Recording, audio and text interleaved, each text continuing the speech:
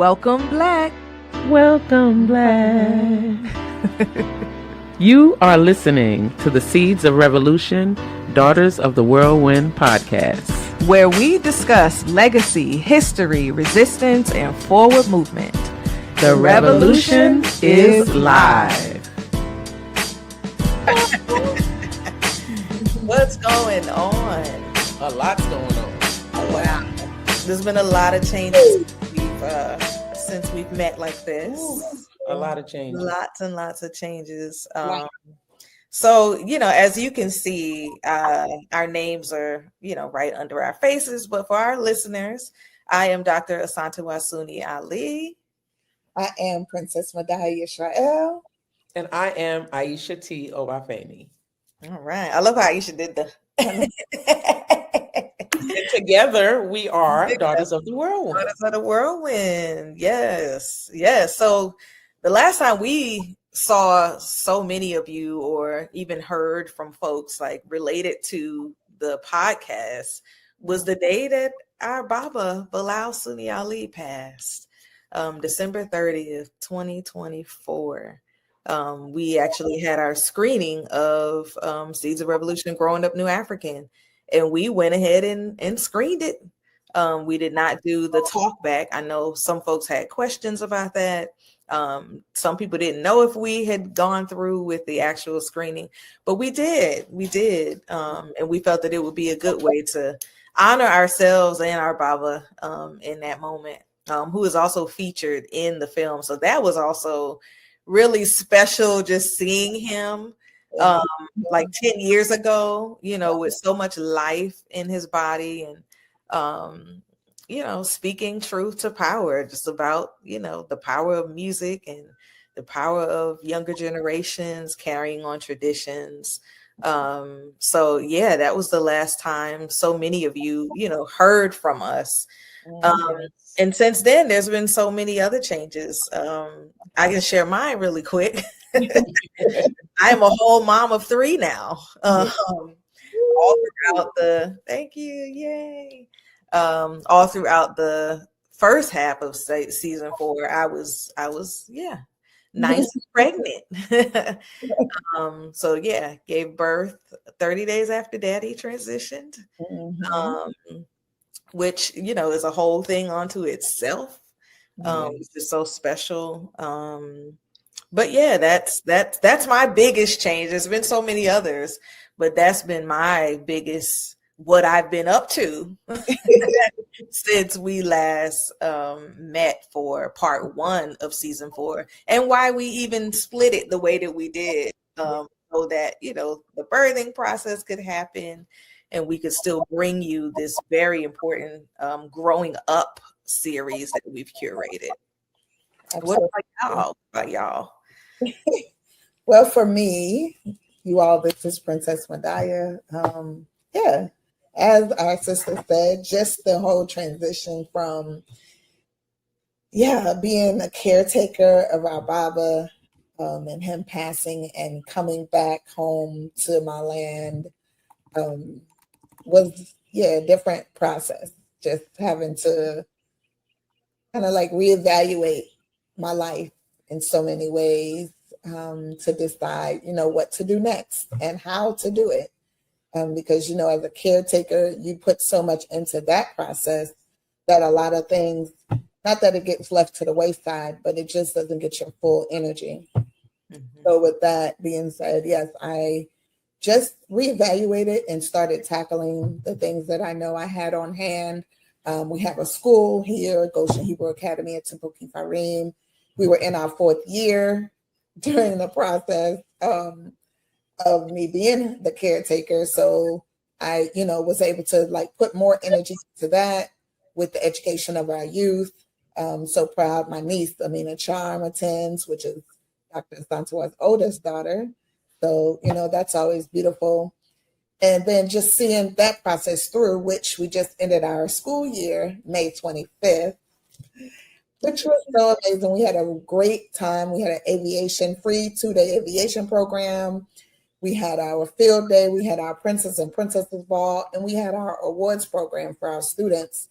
And this year was the first year that our Baba did not actually open up the ceremony. He usually opens up the ceremony playing, I believe, The Children of the Future by Whitney Houston.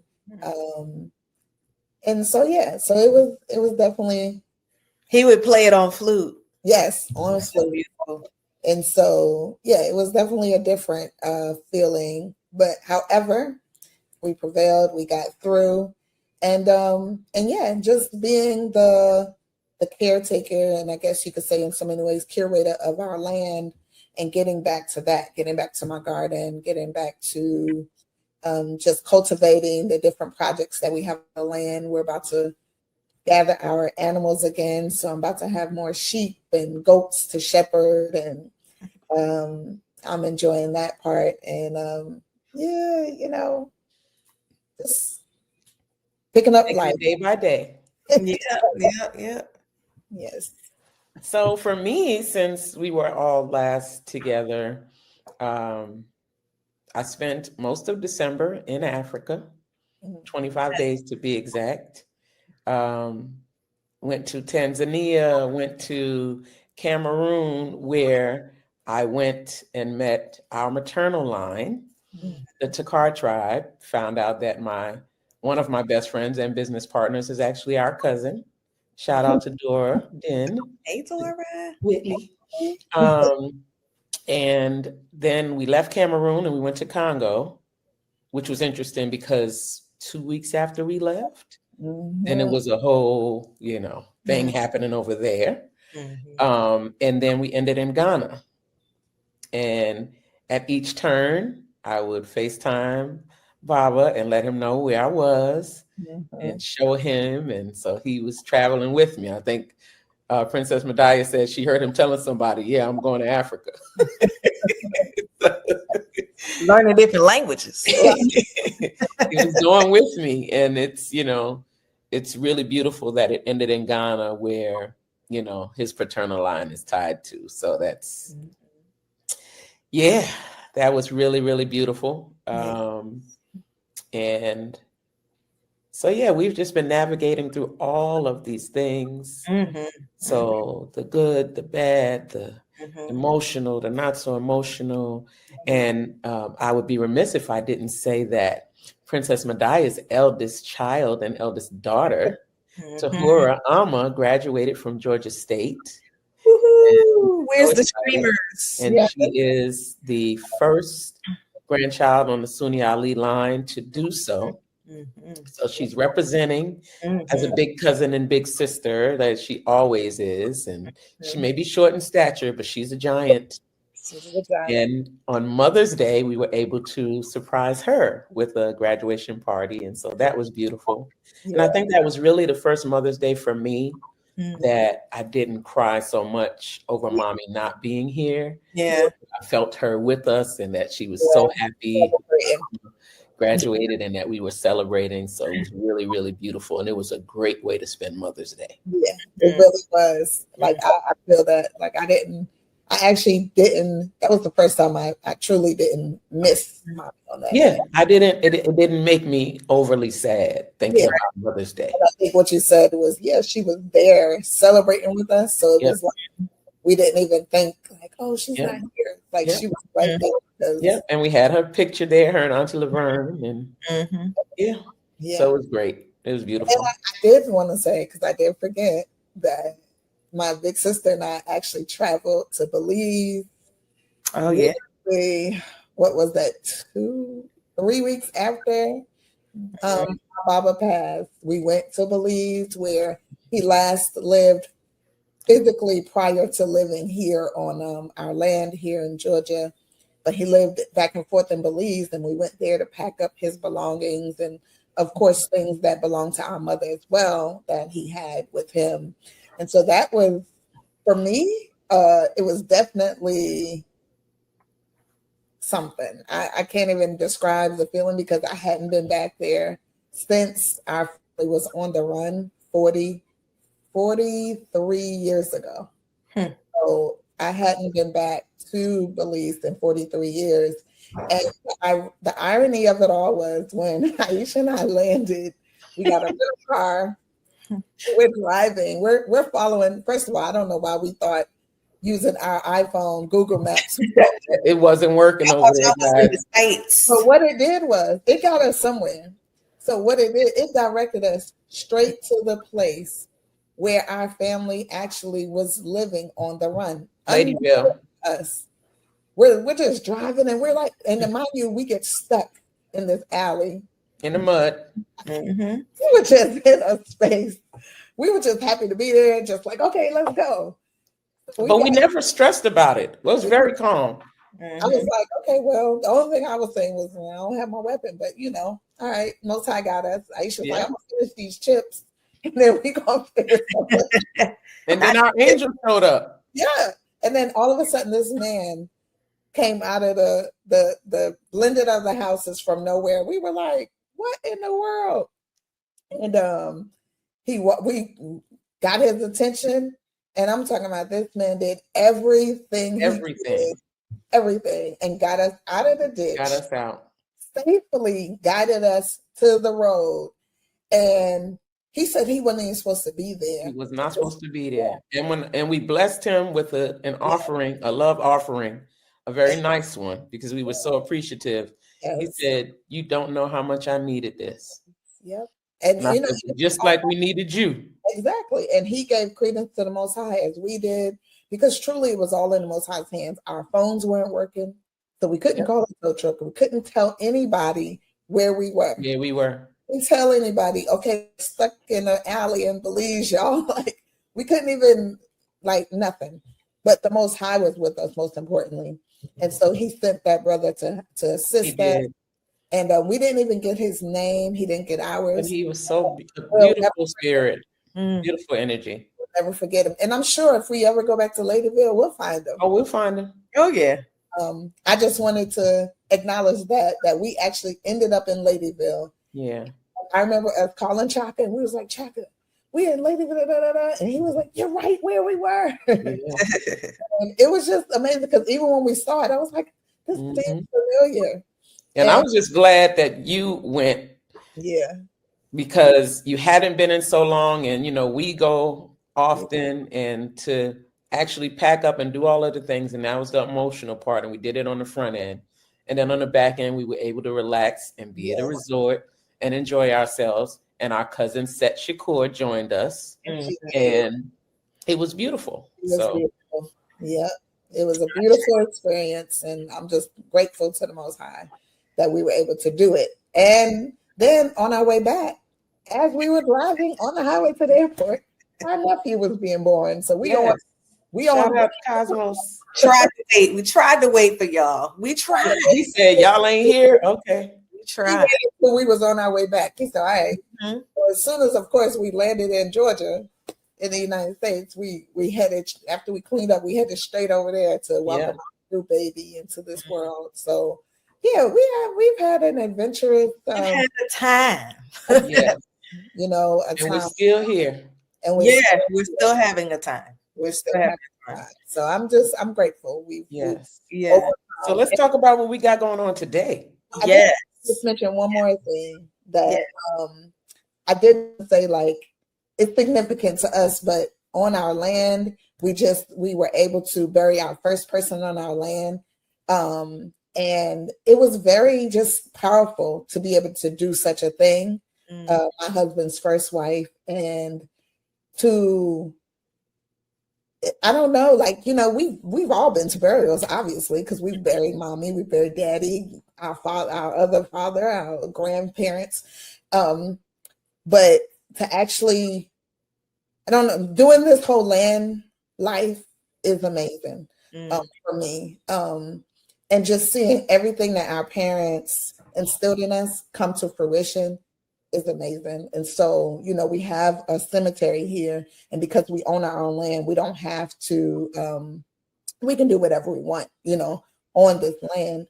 And so to be able to do that, I'm just like, wow, the magnitude of being able to bury your own on your own land. Yeah. Powerful and amazing. And it's humbling. I was just humbled for us to experience that and to and it's just showing, and it's the signs of the beginning of, what's to come. So, just thankful for that experience as well. So, yes, true autonomy and self-determination and sovereignty. Like, yeah, it's more than a notion. It has so many components to it. So yeah, I think it is important that we celebrate that we acknowledge that. And I think folks are all caught up on our lives. Well, what we're sharing of it. But yeah, so today we have a guest. And we are very excited to continue the series Growing Up. So looking at children of the movement, seeds of revolution, daughters, sons, children of movement builders, liberation activists, pioneers, foundation building folks. And so we have a major special guest today, and we're going to do a little bit differently this time in terms of the bio. We're actually just going to bring our guest in, and then we'll share a little bit about who this person is. So adding to the stage, Talib Shakur. Hey, Jasmine. Family, how y'all doing? Good. How are you? Woke up this morning, so everything's a possibility. Ashe. And I was listening to all of y'all conversations and everything. Wow, y'all awesome three ladies, and for y'all to have this platform, it should do major things for a lot of people and for the family, because I believe that the universe needs this type of energy in the world. Certain things are lacking, and this is something right here. So kudos to y'all, and I'm so honored to be on your platform. Thank you. Ashe. So we're gonna just keep it rolling. Usually we read a bio of our guest, but today we have a video bio. Go ahead. Yeah, we fancy. We fancy, huh? So folks can know who this is, and then after that, we'll talk a little bit more about who Talib Shakur is and what he's up to. We got some lyrics. Yeah. Here you go. Mutulu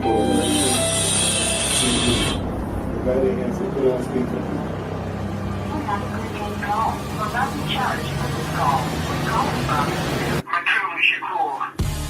An inmater, a federal prison.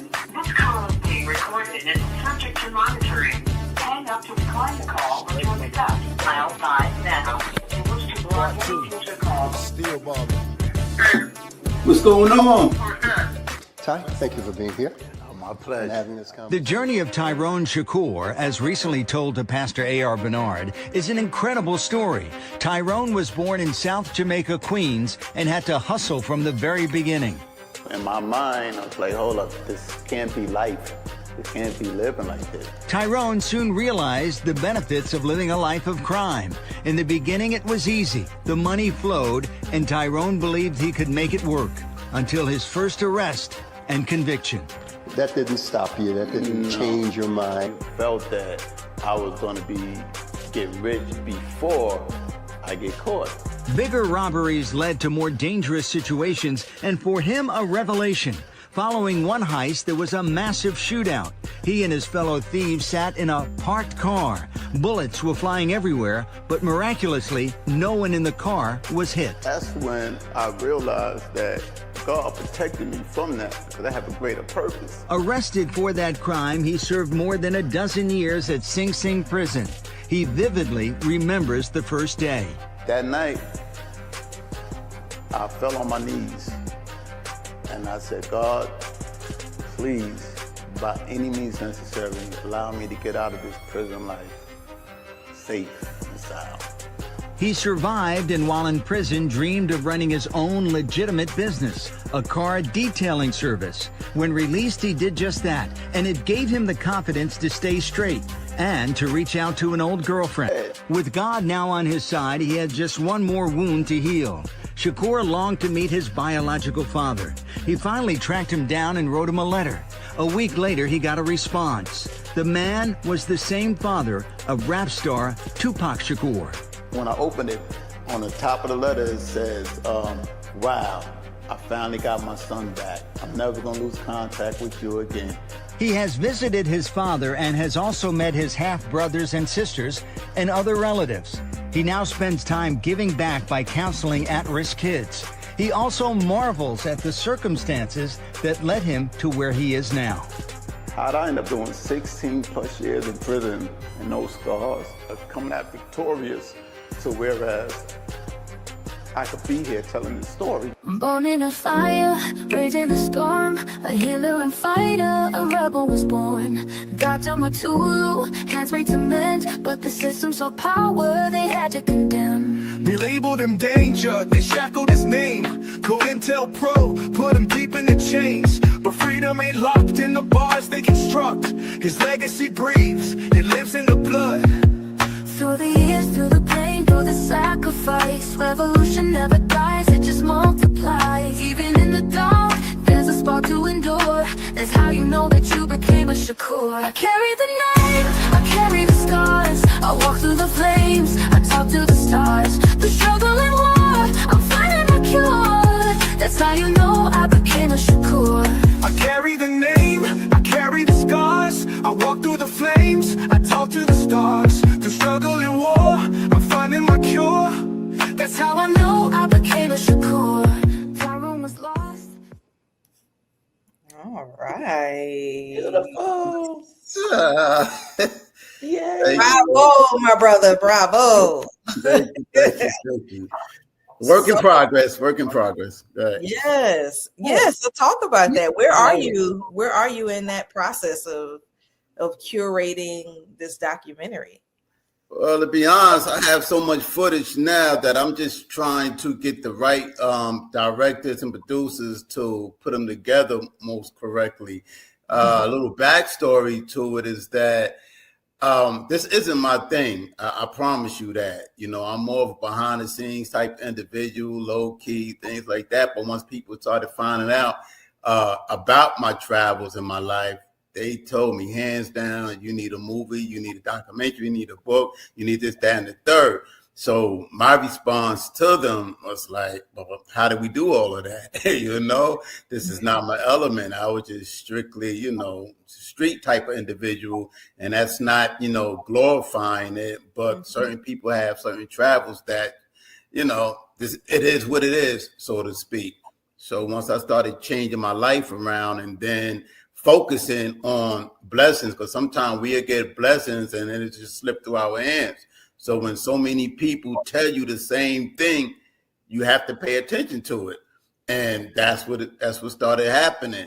My sister said, other individuals that before I became a Shakur, when they was finding out about my bloodline, they was like, nah, wait a minute. This is major right here.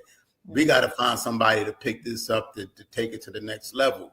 But I knew that I had to do my footwork first. And that's what I was doing to the point. Whereas even though that little trailer was powerful to some people, but it's so much more to blow a person away on my travels. To the point whereas this great man, Dr. Mutulu Shakur, lived right next door to me, my life, and I didn't even know that, you know. At the time that I was, you know, living there in South Jamaica, Queens, he was already on the run and, you know, underground doing what he had to do. But his name resonated through my household, through the neighborhoods, through the communities, and in my mind, I was like, who is this Jarrell? Man, who's this? You know, there was nothing about no Mutulu or Shakur or nothing back then. So when I'm like literally in the bed or walk around the house and, you know what I mean? As a young kid, the family members is championing this specific name. Jarrell this. Oh, you heard what Jarrell did? Oh, Jarrell this. Jarrell outside. You know, all types of Jarrell. So I get into the communities and the same thing. But then it started switching to like, Dad, you look just like Jarrell. You look just like this. And the house that I'm playing in right next door, not down the block, not up the street, but directly right next door is the house that, you know, everybody have friends that live on the block and stuff like that. You may spend the night at their house and you might go on trips with them, whichever. And that's the way it was inside this house right here. And years later, come to find out that this is my family here, blew me away. Wow. There's so much more to add to that, but I don't want to, intrude. You gotta save some. Yeah, you gotta save some. You hop right into it. Yeah. Yes, Jarrell Williams. Yeah, that's so powerful, and it's so much that you said that I know we'll get into. You know, I know you're going to get into in the doc, and that we'll get into also in this conversation. Absolutely. I want to say though, when I first saw the trailer and I heard that song, I was like, this song is dope. Yes, the song, right, and just even the title, like How I Became a Shakur. Because like I said earlier, this series, this particular series of season 4 is all about growing up. And so many of our guests, including ourselves, have talked about growing up in the movement, growing up, obviously knowing who our parents were, whether we were separated from them or not, periodically. And it's just so fascinating to me that you grew up a Shakur in a way, or Shakur adjacent, right next door, and knowing, I just have so many questions around like what that was like, even having, because you talked a little bit about how the community admired Jarrell, right? How they admired, his actions. And then the, conversation shifted as his name shifted, I'm sure, as his politics shifted. And I'm wondering how that shifted for you as well. Like, as you begin to learn more about this person, like what was your particular admiration of Jarrell, if you had any? And then how did that shift when you realized, like, wait a minute, this is my father that folks are talking about? Like, if you could walk me through, maybe even like, I don't know if that you're saving that for the documentary or if that could be special, for us and our guests. But if you could just walk us through, like, maybe that conversation, like who told you, or were you curious, had an idea before? Well, you're asking all the right questions, and y'all my family, and I'm not just saying that. Y'all really treat me like family, and once Seth introduced me to y'all, it blew me away. And y'all see how I treat y'all. I love y'all like cook food. So anything isn't a secret to y'all, your platform, whatever. If y'all ever want any type of exclusive, y'all be the one that get it. Okay. So that's just how it is. So literally growing up, I always heard about this man's name, but me per se, I was just knee deep in the streets. And I mean, at a young age, like 11, 12, I'm running around. But when I'm coming in the house, it's always about this Jarrell this and this Jarrell that. And, neighborhoods tell them, yo, you look just like Jarrell. Well, you Jarrell's son? And, I was getting all of that. And I just sideswept it like, I don't know the man and stuff. So as time going on, one of my sisters, he had got captured at one time, right? And it was a breaking news on TV, so they were showing his picture and all of that.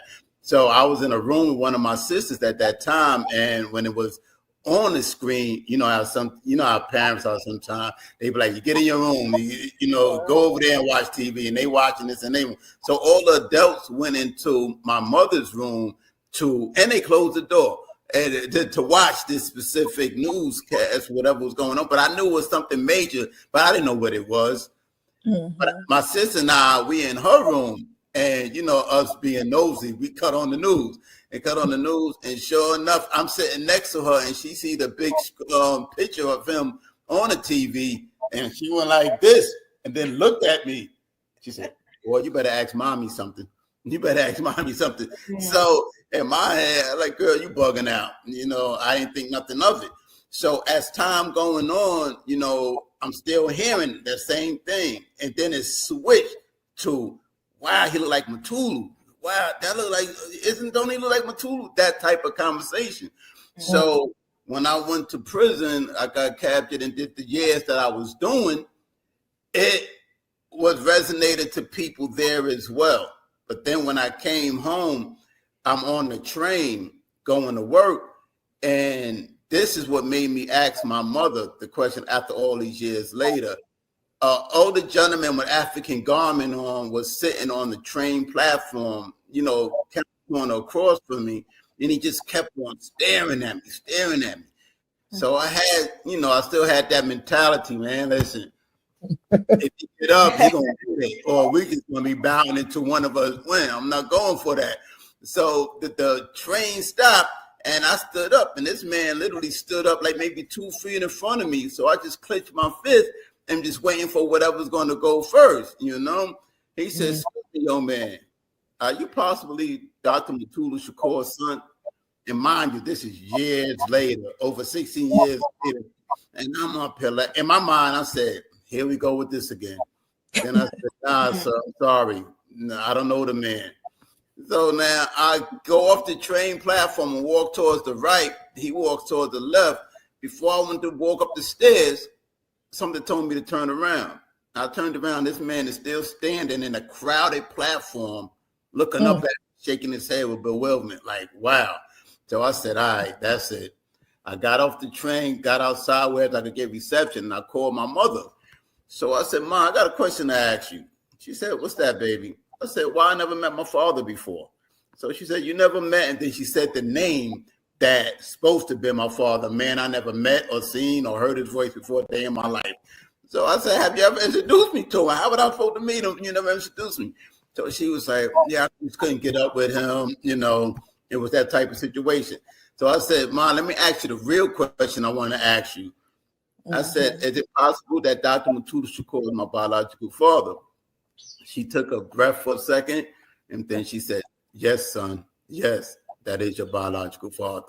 Did I get upset? Did I get flooded? Yes, I did. But, I have respect for my elders. So I said it in the most polite way possible. And I told her, listen, I'm not going to stop until I find him now. And then I continue going to work. And when I got there, I asked the receptionist, is it possible you could look up his name and then send it to my office? So within like maybe 5 minutes, I hear over the loudspeaker, Ty, I got it. I said, all right, send it to my office. So once I got the address and the full name and all that, I wrote him. And when I wrote him, I didn't tell him that he was my father. I was telling them people that I was raised around and I gave them specific names and all of that. And then at the end, I asked, is it possible that you might be my biological father? About a week later, I get a reply back. I said, wow, I finally got my son back. Here's your family names and numbers. And the list went on. So on the top of the list was Obafemi Shakur, next was Setra Shakur, next was Mopreme, and all the way down to Baba Sekou and Baba Bilal and the rest of them. It just went on and on. And I didn't know what to do with the list. So, but what I did was he said, make sure you call them, make sure this is your family. So now, Obafemi to me, at this time, I wasn't revolutionary. I didn't know nothing about, the political movement. We could get into that in a minute as well. But when I see Obafemi name on it, the only thing I knew was Tupac's mother. So I'm up there like, yeah, why is this on the list right here? But then he explained it to me. So I was like, in a way, quote unquote, starstruck because of Obafemi herself. So I said, nah, I'm not going to call her right now. I'm going to call my sister. I'm going to call Seth for a second, see, feel the energy or whatever the case may be. So when I called her, I said, hello, is this Seth? She said, hey, is this my brother, Todd? I said, yes. So she just got all happy and she just started yelling around. She said, listen, mommy got plane tickets for you and your wife to come out here. We want to all meet you, right? So that's how that part started. And then when I got out there, I don't know if you ever heard of the Antoine Fisher story, but I felt like that reunion was when I got out there, because so many people was at the house to meet me, and that was a joyful occasion. Mind you, before all of this, I only had like maybe 6 family members, you know what I mean? And there's so much more y'all now. So when I got to the house, you know, we spent a decent amount of time, but it was about to get dark. So Seth grabbed my arm and my wife's arm. Come on, we got to go see mommy before she go to sleep. We just going to stay like maybe 5-10 minutes with her, but we'll see her tomorrow morning. We walked down the boardwalk to get there. When we got there, she was sitting on the couch. And I came through the door. She had the big smile on her face, and she stood up. And she walked towards me and put both of her hands like this on both sides of my face. And she came close to me like she was, you know, smelling me or something. You know, I don't want to say she was sniffing me. She came close to me like that. And then she gave me a strong embrace. Said, wow, you are one of ours. And then she told me to sit down and said, I got something for you. So she went to a picture cabinet and she pulled out 2 authentic pictures. You know it's authentic because of the type of paper it was on. And one with her and Tupac, and the other one was her set and Tupac. That she wanted me to keep them. You know, that's for safekeeping for you. But now I want you to do me a favor. So I said, what is that, Mama Faye? She said, when you go home, I want you to give your mother a hug and a kiss and tell her you love her and you forgive her. Now, I didn't understand for the life of me why she would say that, because I never met Afeni before. You know, her and I never had a conversation or anything. So I guess through research or, you know, whatever conversation she had with my father, whatever the case may be, brought her to the conclusion to say what she was saying. That was in my mind. So after I asked her that, why did she, you know, tell me that? She said, because your mother had to been one of the strongest ladies to keep you underneath the wraps all of these years, knowing what was going on with the people of the liberation, they children. So I looked at a lot of things differently once she told me that. But at the same time, I felt that at a certain age, your parents could at least told you what the deal was. I literally, if I didn't ask my mother, she probably still wouldn't have told me, you know. I was in like a whirlwind right there. And the things that I was told that was being witnessed, it's weird how things connect, right? So in the process, and you'll see it in some of this body of work that I have put together, and this is going to be a part of an interview of Baba Sekou, Sekou Odinga. He was talking about the Baba Bilal, Sunni-Ali, when they raided that family's house and the handcuffs were so big, the babies were so small that the handcuffs couldn't fit on their wrists. It kept sliding through. So when he gave that testimony, at that time, I didn't know none of y'all. I ain't meeting none of y'all, right?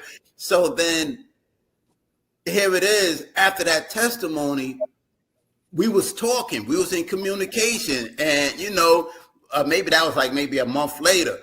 So then I remember speaking with Seth, and she said, yes, that's Afua, that's Aiyisha, that's all of them. That's who he was talking about. I said, get the heck out of here. This makes things even more powerful of a mini series, because it's now I'm putting pieces together on the reason why my mother literally didn't tell me.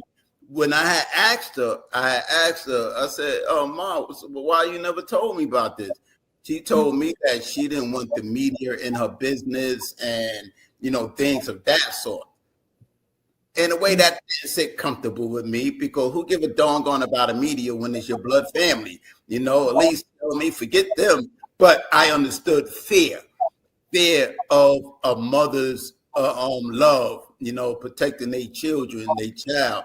So I bit that bullet, and I definitely honored Afeni's wish by telling my mother, I apologize, I love you, I appreciate you.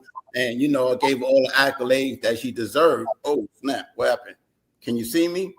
Yes. Yeah. Oh, something went on my side. Are we still good?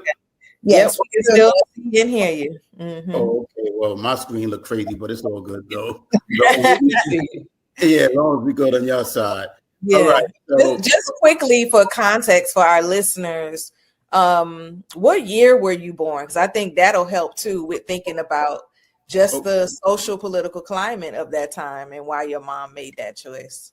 Right, absolutely. I was born in 1969, and that definitely was a time of struggle, the time of revolution, the time of change. And these are the times that I felt that I wish I would have been part of our people to make a difference, opposed to harming scenarios in the world. If I had the right guidance on my side, yes, I know that it would my direction would have been different. For my mother to want to have protect me, maybe that was a good thing at that time. But then when we get to the late 70s and 80s and 90s, things have shifted, things have changed. I mean, there's individuals, political children, that know about my story, and they champion me doing the body work that I'm doing. So I told them, well, shoot, y'all could do the same thing. Let's collaborate together. And you know what their response was? Oh, no, I ain't letting the police do this. I'm not trying to get killed. I'm not trying to, all of the negative aspect of why we can't stand in our own shoes and walk our positive path.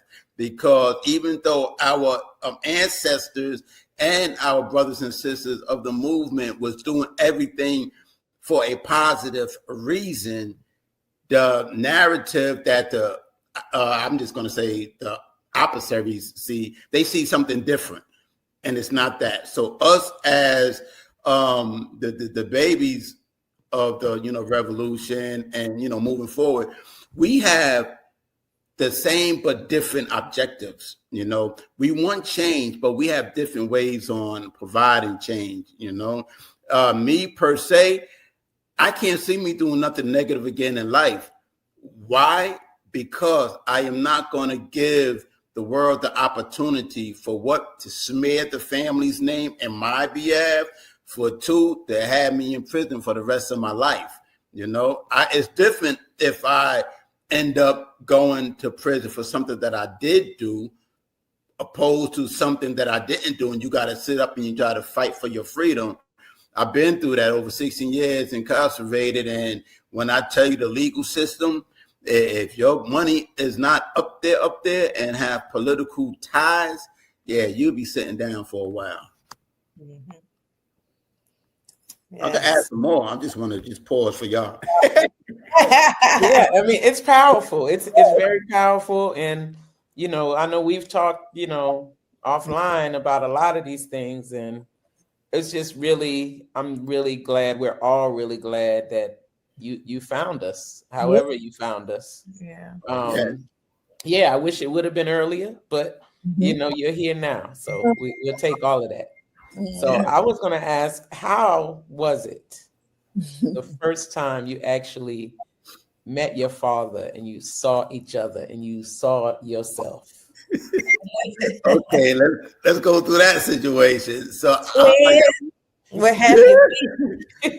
Y'all probably know Dr. Nakakai.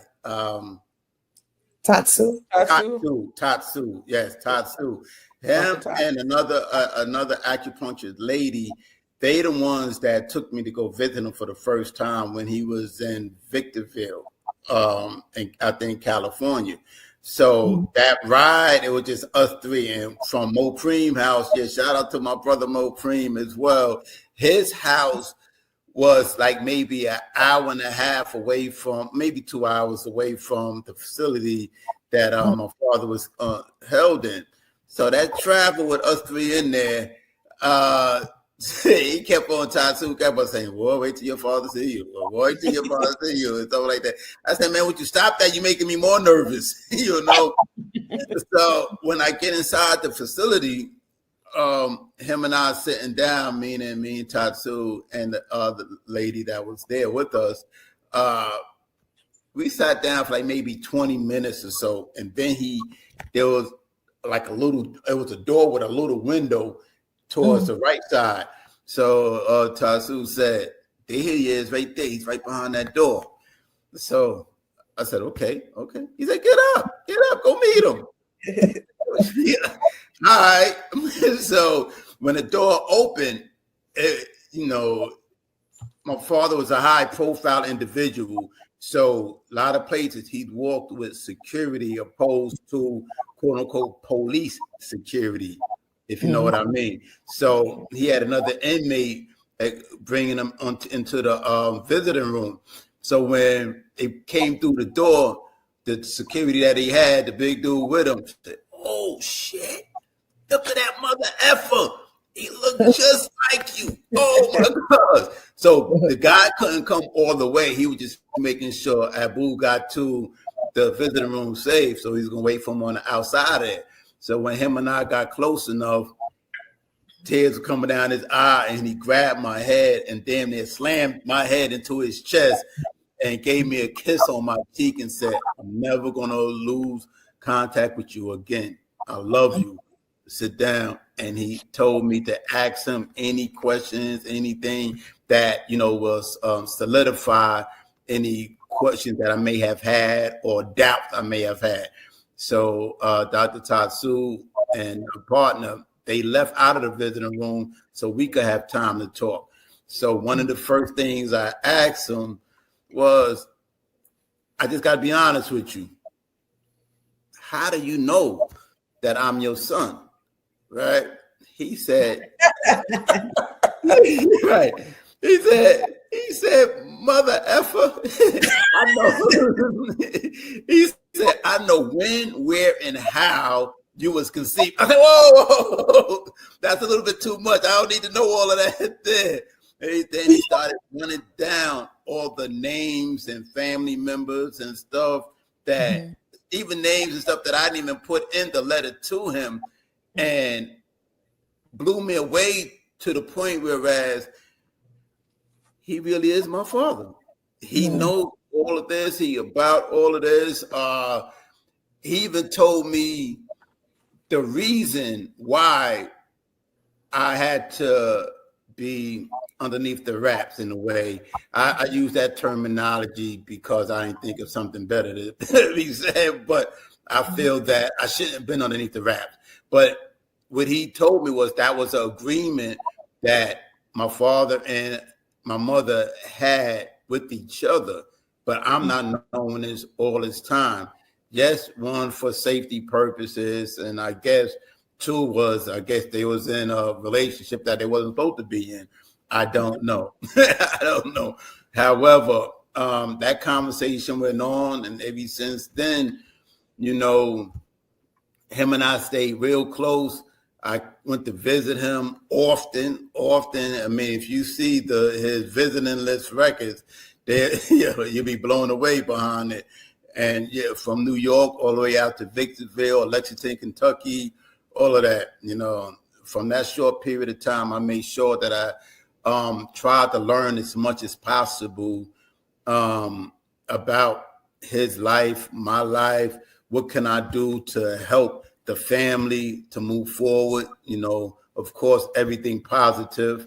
Come to find out, we was doing a lot of the same things, meaning mentoring the youth, the people that he's the young men that he was incarcerated with. I'm in close communication with them to this day. And one of the reasons is because he have taught them so much to how to change their life, about him, about life period, the life skills that a young man was supposed to learn from their biological parent.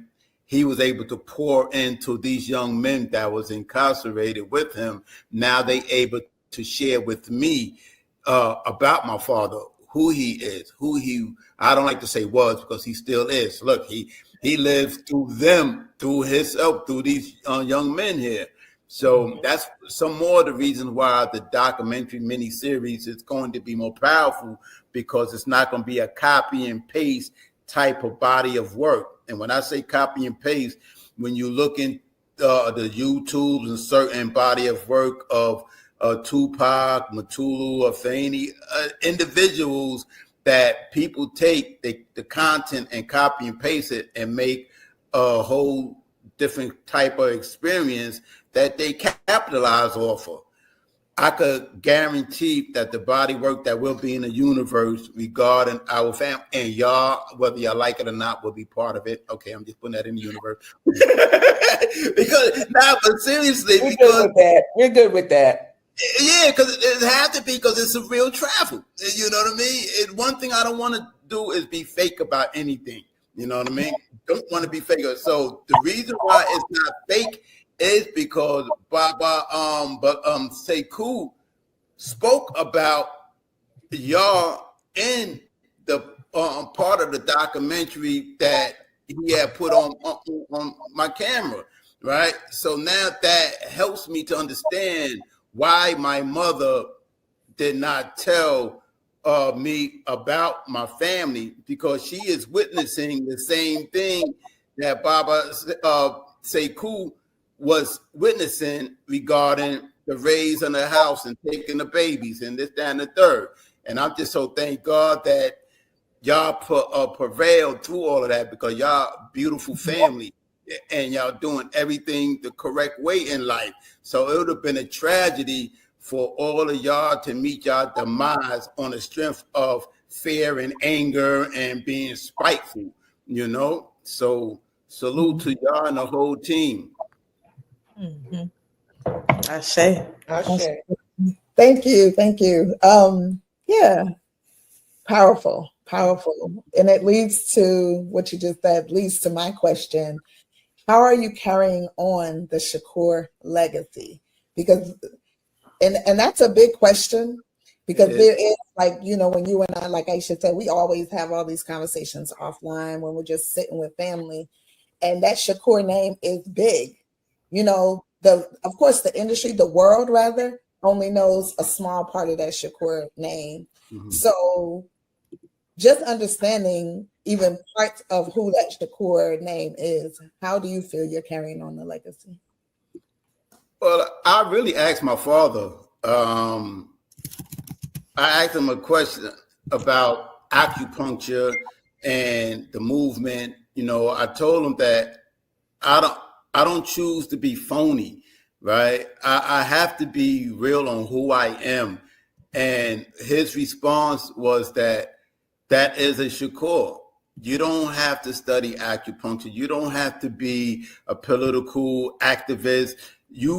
I studied you. I found out about you. You are a great man. And the things that you do in society to help the youth, to entrepreneurship, and, you know, how you love your family and your close friends that you consider family, that is a Shakur right there. So you continue doing what you're doing, and to add on to moving forward, you'll be doing the family a great justice. So I was relieved to hear that, because, you know, sometimes people say, oh, legacy, you have to do what I did or do what that did. And nah, I'll be phony if I be don't get me wrong. I do march at certain scenario situations, and you will see it in the documentary body work that I'm doing. But far as, you know, getting on the front line to really advocate, I won't be honest with myself, because I know the repercussions behind that if I did do it. You know, one of the things he told me, it's gonna be funny, but it is a fact. He said, well, I'm sitting across from him and I'm talking, and I was wondering why he's staring at me so hard. So I said, why are you looking at me like that? he put a smirk on the face and he said, you know what? You soft. I said, huh? Excuse me? He said, yeah, man. Everything that I heard about you and read up on you and stuff like that, yo, you soft. So I took that as an honor. And I'm going to tell you why I took that as an honor, right? Mm-hmm. So in my past travels, I was more of it. Okay. So, Afua, you remember when you see me the other day at the festival? What was the first thing you said in your out your mouth? You said, yeah, why you look so angry? Why you so mean? When you were fighting and stuff like that. So when you said, that's the type of demeanor and the way I used to be, really. And that look on me was because something's going through my mind. So bring it full circle. When he said that, I explained to him that you don't understand how much of an honor that was by you saying that. He said, explain what you mean. I said, listen, if I continue my past life and didn't change my inner spirit and how I really am, them boys is going to have me sit down for the rest of my life. So I had to not only change the outer shell, I had to change the inner shell, the way I walk, the way I talk, the way I speak, the way my character is and stuff, because they don't want certain people in the atmosphere that's going to corrupt. So once I explained that to him, he leaned back in his seat and he said, I'll take that back. I take that back. I understand now, right? But then I told him, not only that I need you to understand me, this is how you have to come out into the free world. Well, not free world, but the world that we live in. But yeah, come out in the world that we live in so they could see the real you. Everything that people are reading on or viewing on YouTube and the social media, I hate to say it, Baba, but everything isn't positive in their eyes. But to know the man, that's when the narratives change. So we have to make sure that they really see who we really are. Yes, you are a political advocate for our people. Yes, you are acupuncturist. Yes, you are a loving father and so forth, so on. But that's not what sticks in their head, you know? So to answer your question, because it's to fill, I'm not trying to fill the footsteps of the Shakur. I just want to add on in my way, you know? And I believe the body of work will be able to magnify the Shakur legacy, the brand, to whereas, again, it's not copy and paste, and it don't have to be censored towards certain scenarios. Like, nah, you can't do this and you can't do that. If I can't do the body of work, I understand I'll probably need producers, a couple executive producers and so forth, so on. I'm open to that. But they also have to be open to the sit down on how I would like for this body of work to move forward. I will let them use the creative ability that they do have. Yes, fine. But after I view whatever the body of work that they have put together, and it's not going down the same line that I needed to go, the family needed to go, I sit it on the shelf. I put it away until the right people understand what we're trying to do. We're not trying to put out something that just so people to run to the movies or the YouTube or social media and stream it to see, oh, they watching a Shakur film. Nah, I want people to be able to take something out of it, to be able to help other people, to be able to move forward with a positive agenda regarding the Shakurs, the Obafemis, the Sunni-Alis, the whole direction of the children of the whirlwind, the daughters of the whirlwind, you know, the seeds of the revolution, you know, because it is a positive push. Don't make a revolution change something negative. It's not negative. Certain individuals can make it negative. Yes, I get that. But you have to know a person. You have to know the spirit. I don't mind conversating and having real dialogue with races other than ourselves, so to speak, religions other than our religions, so to speak. And that's the only way we could let the masses know that we are really good people. You know, we are people that don't take no shorts as well, but who stand up people do. You know what I mean? We have to protect our ladies. You know, we have to protect. And that's just how it is. I'm no bully out here. I'm no gangster. I'm no rah-rah. But I am a person that's really about, you know, family unity and protecting of our ladies, man, because there's a war going on. And unfortunately, y'all in the middle of it. And this sex trafficking and females being abducted and all of that. That's some real coward shit for the sake of money. Nah, man, that's not fair. So, you know, I will continue pushing the narrative and the legacy of the Shakur the best way I know how. And again, I'm not I'm not a media like that. I'm not, you know, a celebrity, none of that like that there, you know. You're doing it grassroots. You're doing it the way that it needs to be done for you. And that is the way that your father started it, doing it. You know, he was doing it in the community, doing it for the community. He wasn't doing it for notoriety. He was doing it because he saw that there was a void in the community. Listening to you talk is, it's taking me all the way back to listening to your father when he would talk. And all of our fathers and our parents and the way that they spoke and how passionate they were. And everything you said, he said it. Yeah. Everything you said, he said it. You know, and that's what, man. Yeah, I was gonna say it's not even a question around how am I carrying forward the legacy? Like you just are, because you're living, you know, you did it from go. As soon as you found out, hit the ground running. Thank you. Well, I believe this is what I owe.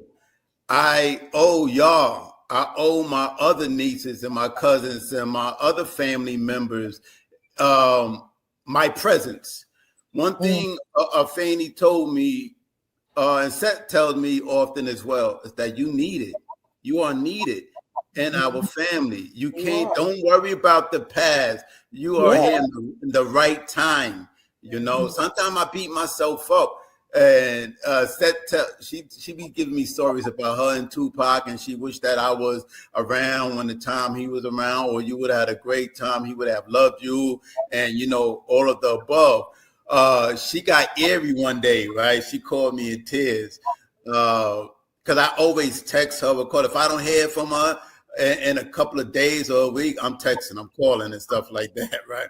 So one time she had gave me a story in tears. She had said, bro, I love you. You know, I'm not trying to make mock of her, but she was, you know, sitting on like that. I said, what's going on with you? What's the matter? She had said, you do the same thing that Pac used to do. I said, yeah, what you mean by that? She said, Tupac, whenever he did not hear from me, he would find a way to communicate. To this one day, there was a knock on the door, and he was on tour out of the state or somewhere where he was at. He was on tour. But the knock on the door, she didn't know who the heck it was. But when she opened the door, it was Pac right there. Had to lay eyes on her, gave her a big hug, put some money in her pocket, and he was gone. He didn't come in the house. He didn't say nothing. He just wanted to make sure his little sister was okay. And that's how I am to this day. For all of y'all, and I believe y'all all can contest, you know, whenever we do see each other, whenever we do speak with each other, you know, it's nothing but love, unity, Shaka, the rest of the brothers, everybody, you know, it's nothing but love. And shout out to all the brothers, you know, because it's a collective work, even though we're doing things individually, if that makes sense. Everybody have their own part to play, and we don't have to be on each other's lap at the same time. You can't get work done like that. You can't get work done. But whenever we pull out the Batman card, I call it the Batman card, everybody A certain situation we all form to whereas we support each other. Why y'all don't think that I'm always asking y'all, well, can y'all come over here? Can y'all do this? I won't do that. I won't do that because I respect your time. I respect things that y'all are doing. But when the time comes that I need y'all to come out, hands down, I know it's not a struggle. You know what I'm saying? I say when, where, how, whatever, you know? So, you know, just like the fundraiser we was going to have that is postponed for a better reason, none of y'all denied me. They was like, okay, what time? What do y'all need? Y'all need these? You need this venue? You need that? So, you know, that's where I am with it. We need to really help each other move forward whichever way we are able to. And just everything that is not a dollars and cents. You'd be surprised how much just a pleasant smile goes. A quick little text, a little emoji or something. You know what I'm saying? Bumping into you at the festival and all of that. That, you know, I was scared with emotions by seeing y'all. And so, when you're that the food stand y'all have, yeah. Did you show her the video I sent you for? No, I'm gonna send it to her. I'm gonna send it to her. Yeah.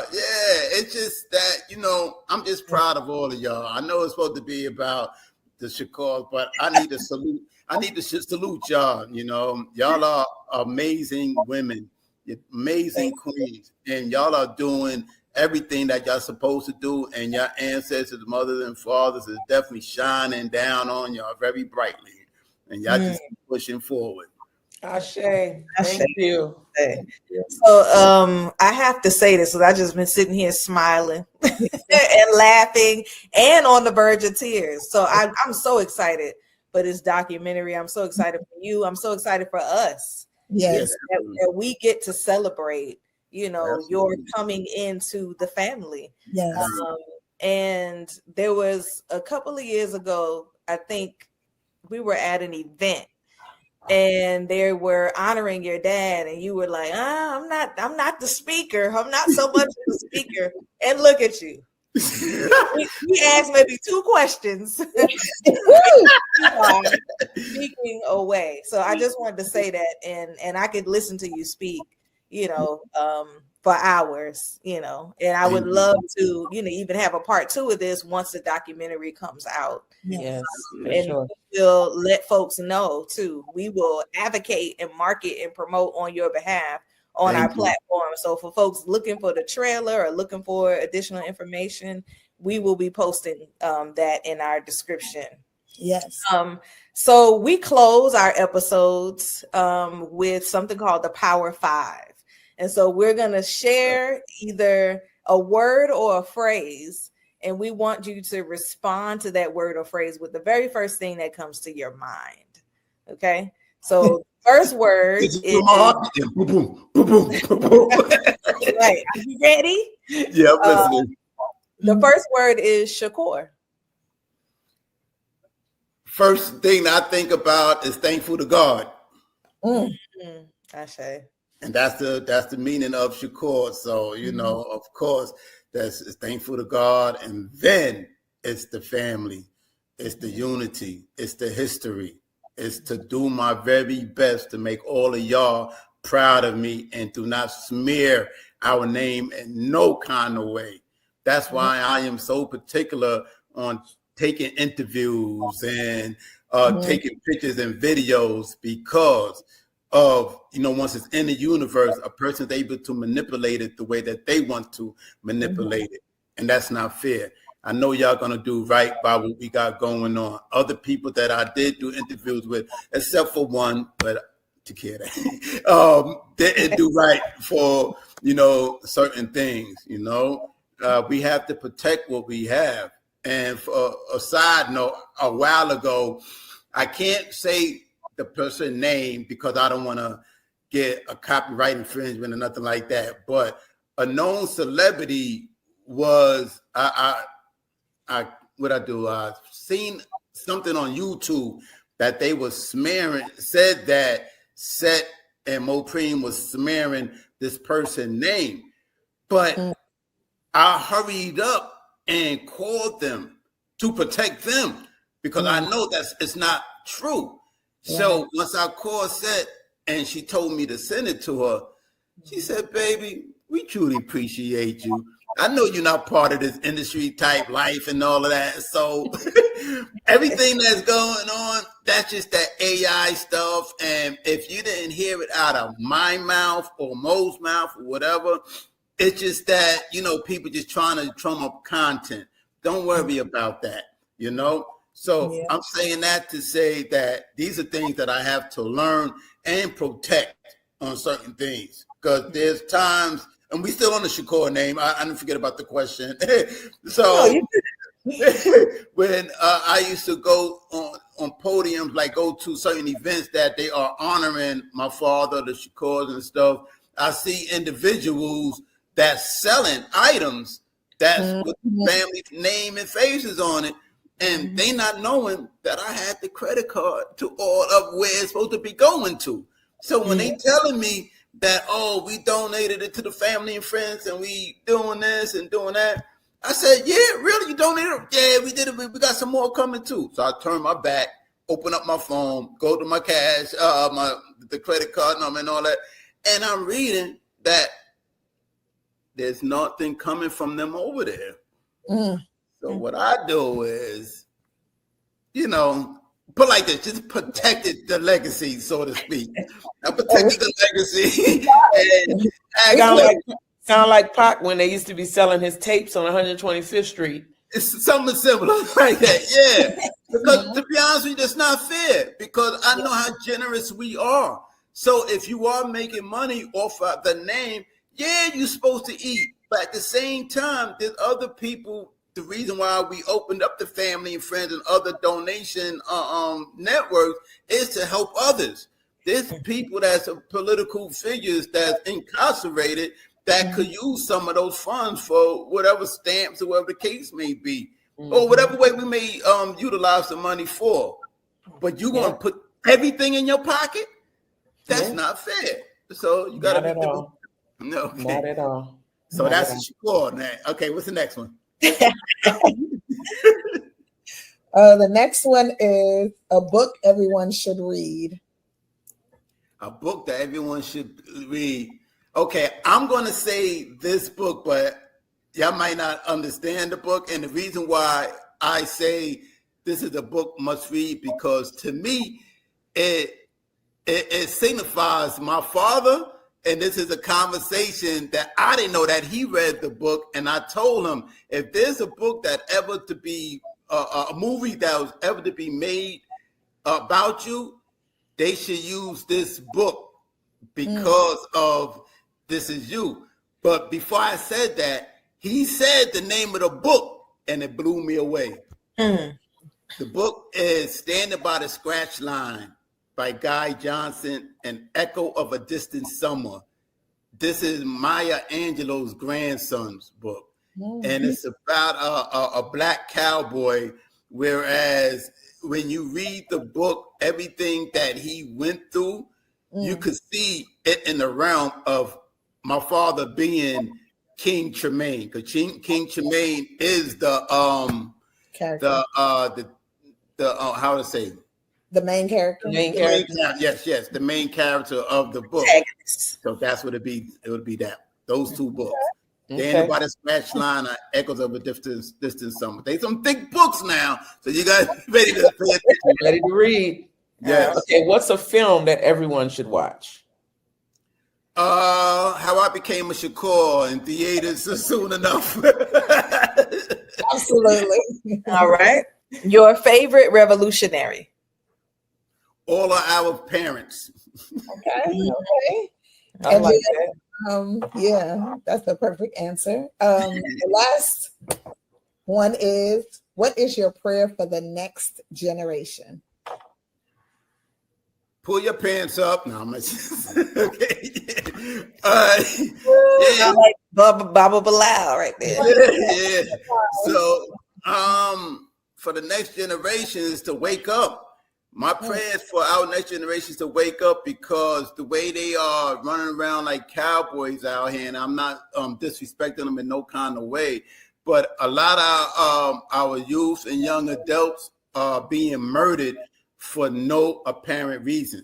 What you looking at? Pow. What color you got on? Pow. You know, all different types of reasons why you're catching a bullet.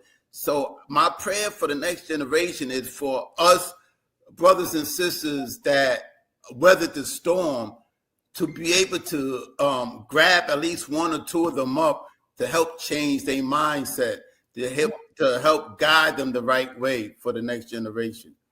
Wow. Yes. That was beautiful. Thank you. Yes. Thank you so much. It's a powerful conversation, Talib. Yeah, we're gonna have to do a part 2. Yes, I'm with y'all. Hands down, whatever y'all ask me to do. Don't get.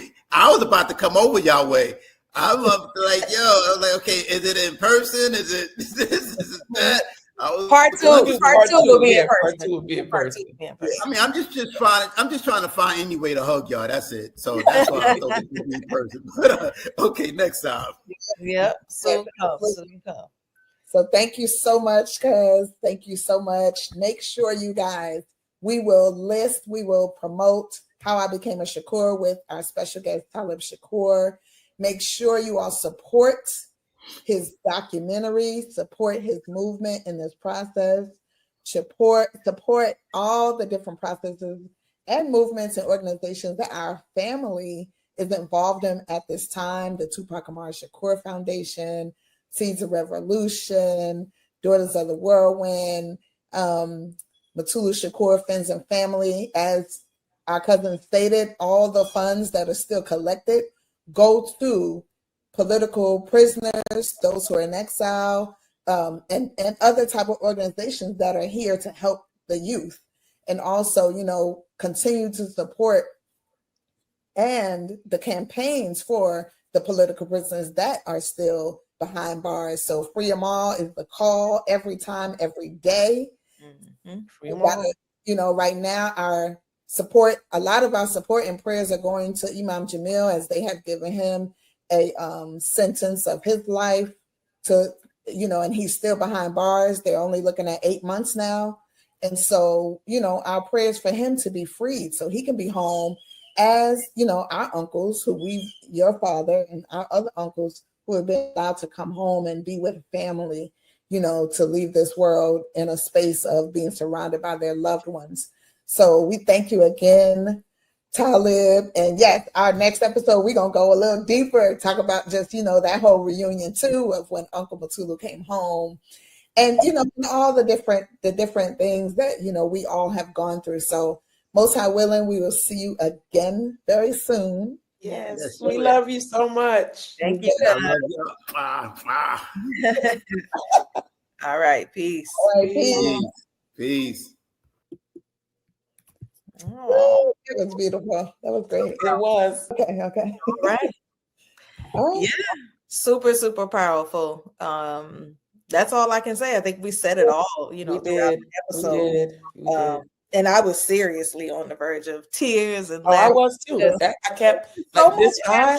It was like I was like, oh, just so much admiration. But it was all good, and he did so well. Yeah, like he's definitely.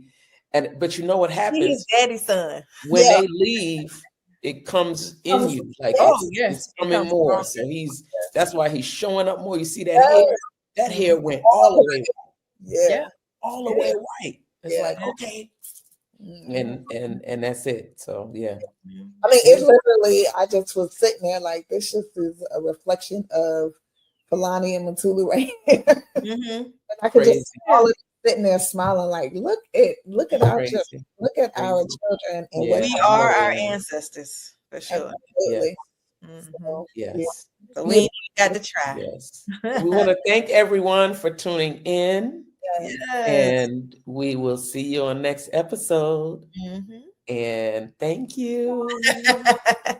All right, so we want to give a big shout out, a big happy birthday to our cousin, Tupac Amaru Shakur. Today is his birthday. And we will ask that you support the Tupac Amaru Shakur Foundation, as Princess Mdaiyah said earlier. You can find us on IG at T4 TASF. Mm-hmm. Right. Also, Juneteenth is coming up. Happy Juneteenth. Yes, happy Juneteenth. Celebrate. Yeah. That's it.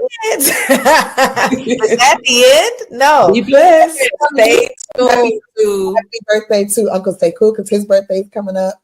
Oh, yes. His birthday's tomorrow. His birthday is tomorrow. Tomorrow is also the 9th anniversary of our mother's passing. So this month is full of birthdays. Happy Father's Day to all the fathers. Mm-hmm. Happy Father's Day. Yeah, there's a lot. There's a lot happening. June is powerful. Yeah, powerful month for us. So yes. So thank you. Be blessed. Be blessed. Peace.